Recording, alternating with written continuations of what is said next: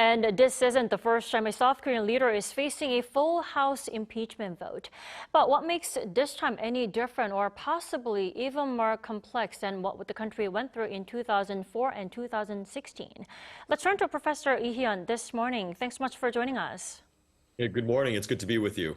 So President Yoon just offered a public apology over his martial law order on Tuesday. Now, Professor Lee, does that mean the impeachment motion vote and the investigation against him will proceed as planned?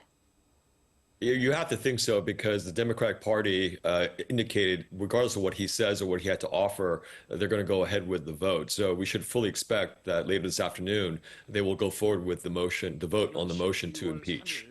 Already then, President Yoon, in fact, he is the third leader to face impeachment proceedings at the National Assembly. But the question is, what makes this case any different from the ones against, former Presidents Park Geun-hye and also Moo-hyun?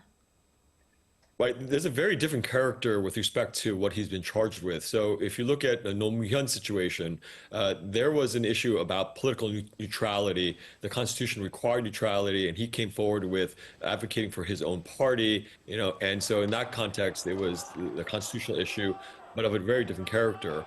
But in terms of Park Geun-hye, that was an issue of corruption.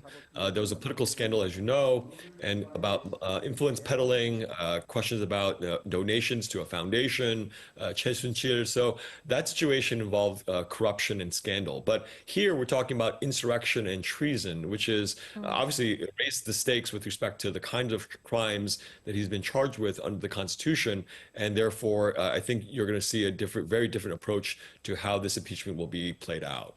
Well, Professor Lee, you have to tell us more about the legal term insurrection. What can lead to somebody be charged with insurrection in this case, against the South Korean leader?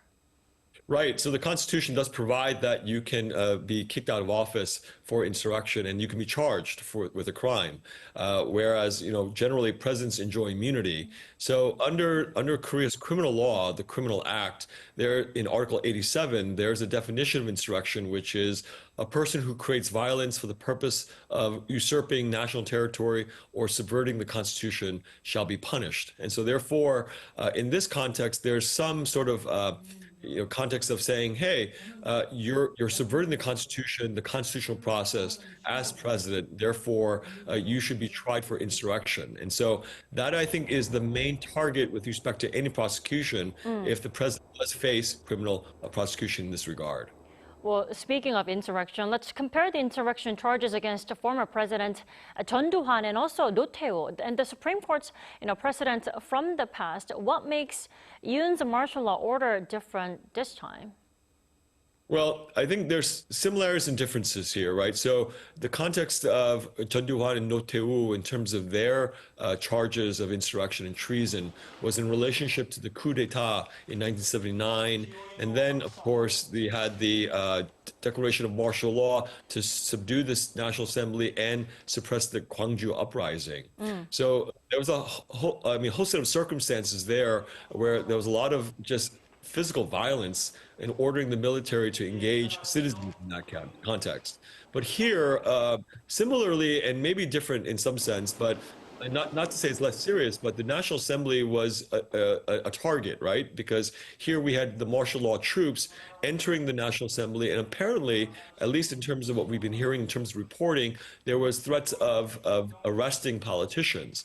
So in that sense, there are similarities insofar as the National Assembly was targeted in both contexts with respect to these presidents. And so therefore, there are a lot of comparisons here to be made, but I think the main one has to be suppressing the National Assembly and violating the constitutional order. And nonetheless, the opposition camp says it'll push for further impeachment motion, saying it's not a one-shot deal. Does that mean, I'm afraid to say that it's going to be a long fight, right, between the opposition camp and President Yoon? Absolutely. If the ruling party members don't vote, if you don't get those 8 votes, because as you reported, 192 votes probably in favor of impeachment, so you need at least 200.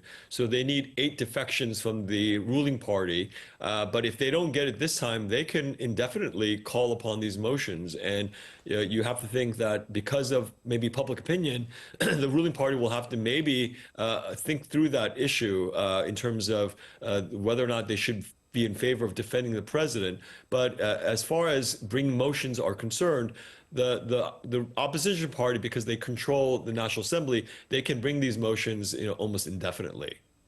Well, once the impeachment motion is passed, it will move on to the Constitutional Court eventually. Now, yesterday, I talked to Professor Lee Hee-eun about this, missing 3 constitutional judges to conduct hearings and decisions. But do remind us, theoretically speaking, that shouldn't be a problem, right?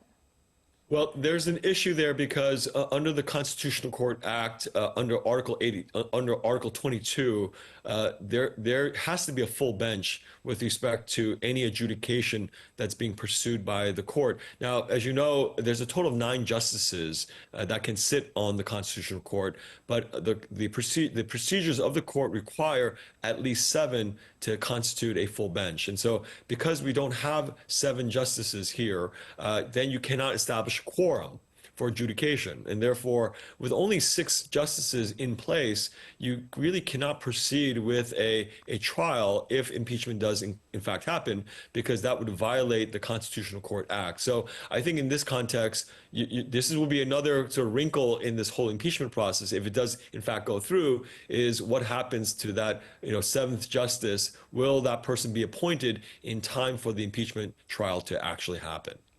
Professor Lee, we'll have to get back to you on the further developments in the near future. For now, thanks so much for connecting with us once again this morning. We appreciate it. It was my pleasure.